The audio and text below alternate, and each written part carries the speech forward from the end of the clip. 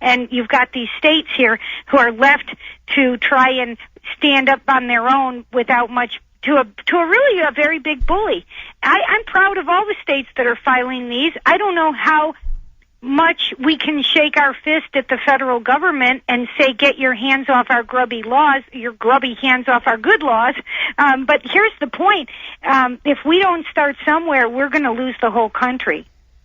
Well, exactly, because once you have a highly centralized federal government, it can sign treaties and deals to sell out sovereignty to a larger system, which has happened. That's what globalism is.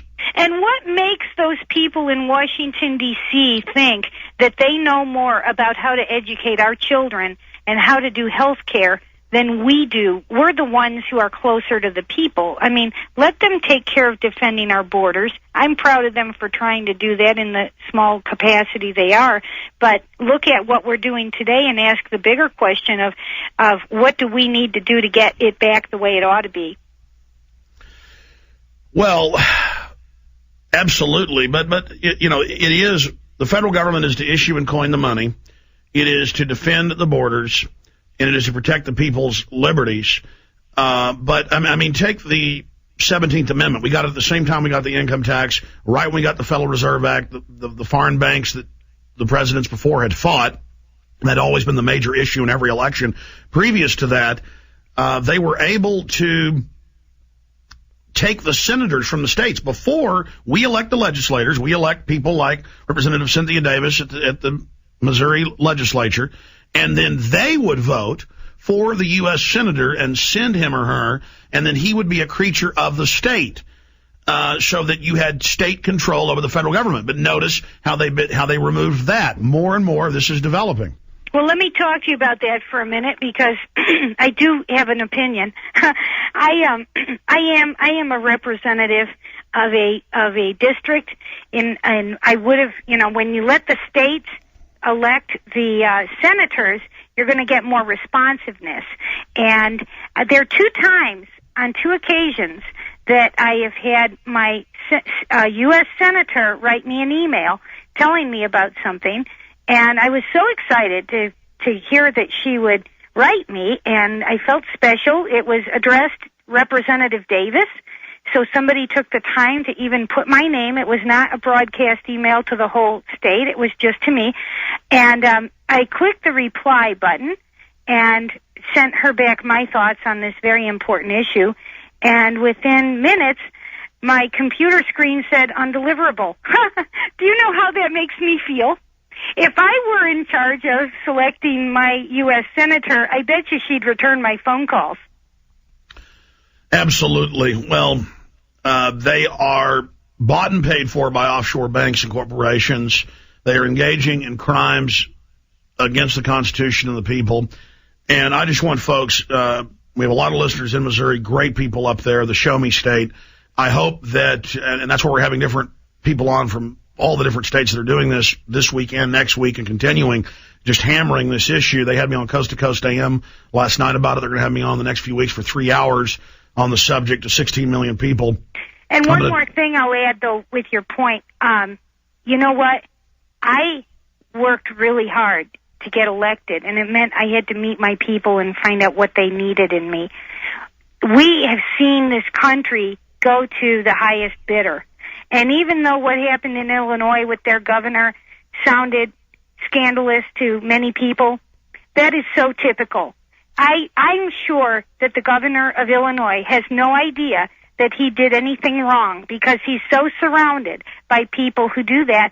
And the way politics works, people have cynically resolved themselves to whichever candidate has the most money is likely to win the race. Not the one who's most in touch with the people, not the smartest one, not the one best able to govern. And the money has gone so far that good, honest people who don't have a lot of money just don't have much of a chance of going to Washington. Well, it's more than even that. What they do is they look at who's the prettiest, who has the best tie, who has the best dress, the best suit, who's the most handsome, and who the establishment media says is the best person. When the establishment media, again, is owned predominantly by offshore corporations and the military industrial complex. And so the people like to vote for who they think the winner is, so they'll feel like they're a winner. They'll associate their personal power with George Bush or with Barack Obama, when really those people are just pitchmen as part of a larger corporate ad campaign. Well, I hope folks will, what do they do? Call other members of the state legislature in the House and tell them to pass H.R. 212? Well, H.R. 212 is a step in the right direction. I think we have to look at the overall philosophy. We need to find each other, and your radio program is a big part of that, helping people realize, well, number one, we're educating people as to what our rights are. There's a steep learning curve in this country, and it really is sad that I felt like we lost the election when we wound up with John McCain, because he didn't have what it took to bring us back to our roots and our philosophy and the principles that made this a strong nation. It was like a Don King boxing match where you know the one guy's not a good boxer, you know he's going to lose, it's a stage deal, and then people just stop watching boxing. But we can't just walk away from this. This is our country. Yeah, and we'll only get it back if we become informed, get involved, and support good people who are knowledgeable enough to know. And that's the point. The ones winning the elections are the ones with the most money. They need to know, the people who really know how to run the country are usually too busy cutting hair and driving trucks. Absolutely. Well, we're going to try to support H.R. 212 in Missouri. We're going to try to support the other pieces of legislation like H.C.R. 13, also in your fine state. And how do people find you or get in contact with you if they want to give you support? Thank you. I've got a website. It's CynthiaDavis.net. CynthiaDavis.net. CynthiaDavis.net. That's my website. And that's probably the easiest way. And or you can write straight to my capital email, which is my name again, Cynthia.Davis at house.mo.gov. But if you go to my website, then you get to read some of the other articles that I've written on similar topics. All right. And I've got the copy of the resolution 212 on my website, which is, again, CynthiaDavis.net. Well, that's super. And as this develops, we will follow it, and I hope you get it passed. Take care. It's okay. Thanks so much, and feel good about it. You know what? You're part of the solution. I know. We don't have a choice. Thank you. Okay, bye-bye. Appreciate you joining us. Absolutely. And so there are 21 states, and this is a few days old.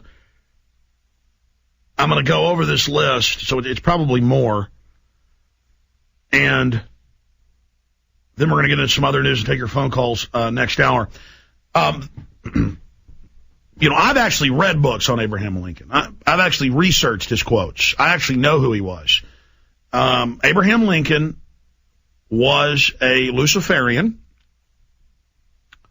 Abraham Lincoln, this is mainline news. You can Google. There are like best-selling New York Times history books with the quotes and the witnesses he did all sorts of weird occultic rituals. He did seances. He communicated with the dead. His wife was completely into stuff. And all I hear is this worship of Abraham Lincoln. Now, let's get it clear, though. I'm not saying the South was right either. See, people always think it's black or white with these global issues or these international issues or these complex issues. Abraham Lincoln was a very complex person, and he did things that the British Empire didn't like, and they clearly had him killed. And he did issue U.S. notes to pay for the war when the Rothschilds wanted him to go into 25, 30% interest with them. And then when he wouldn't do it, they sided with the South. And the South got set up. I'm against Reconstruction. I had ancestors killed in the South. It's on tombstones in Teague, Texas, murdered by federal troops during Reconstruction. In Teague, Texas, we had a hotel by the rail station. They burned it and killed everybody. Robbing and looting. But that's the nature of war. That's what goes on. That's what happens. The fact is the British funded in the 1830s the South breaking away from the Union, but because Andrew Jackson was from the South, from South Carolina, but then lived in Tennessee and was famous for the Indian Wars in Tennessee and surrounding areas, and then the 1812 war with the British that he won as the general in New Orleans and other battles. He was such a hero that he told the South, "You're being set up. This is a British plot," and they backed off. Over the North, sucking off the South, putting tariffs on what the South could sell. Not a tariff of stuff coming in, tariff on things going out. And that's what it was really about. Who was going to control tariffs? Who was going to control Western expansion with the railroads? And Lincoln said that.